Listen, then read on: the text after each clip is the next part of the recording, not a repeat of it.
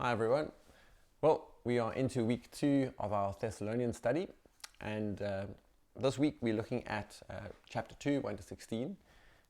Paul is broadly making a defense of his ministry to the Thessalonians. Since he's been gone, people have challenged his integrity to this young church. They've challenged the message that Paul shared with them. I'm sure there has been some doubt creeping into the minds of the church as they face this intense persecution. They wonder, well, what did we really commit to? Was this really to God? Did we really have that experience of the Holy Spirit? And Paul is affirming himself to them. He's affirming his message to them. He's affirming their response. He's reminding them that they responded to God. In all of his defense, what he keeps doing again and again is reminding them that God is central. And because God is central not just to his message, but also to their response, Paul says he's been entrusted with the gospel. He says, you didn't respond to me, you responded to God, and God came in power in that moment. I think he's trying to give them an eternal perspective.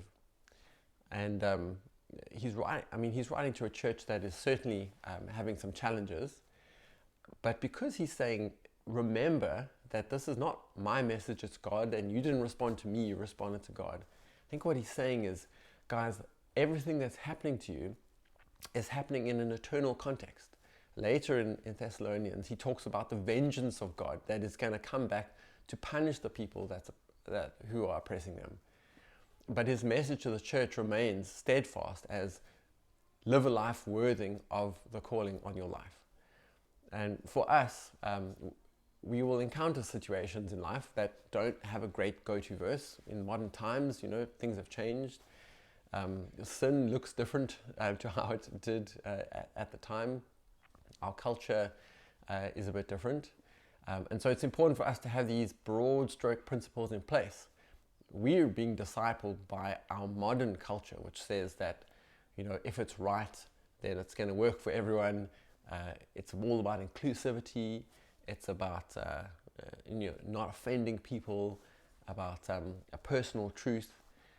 And that's not what Paul preaches. Paul preaches about a message from God to us and a standard of holiness that we need to submit ourselves to. And with that, in ministry and life, can come challenge and can come trial. But if we keep God central, if we keep God first in our lives, that gives us an eternal perspective to deal with those challenges as they come. So look carefully at what Paul says to them. Remember that this is a church in trial, but he doesn't soften his message. He talks about being a mother who was gentle among them. He also talks about being a father, charging them to live this life worthy of Christ.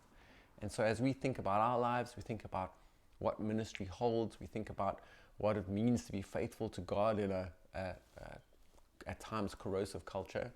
These are verses which are going to help us build good foundations and good expectations and should lift our eyes to the eternal nature of our Christian walk. So trust will be a blessing to you. I look forward to chatting on Thursday. Cheers.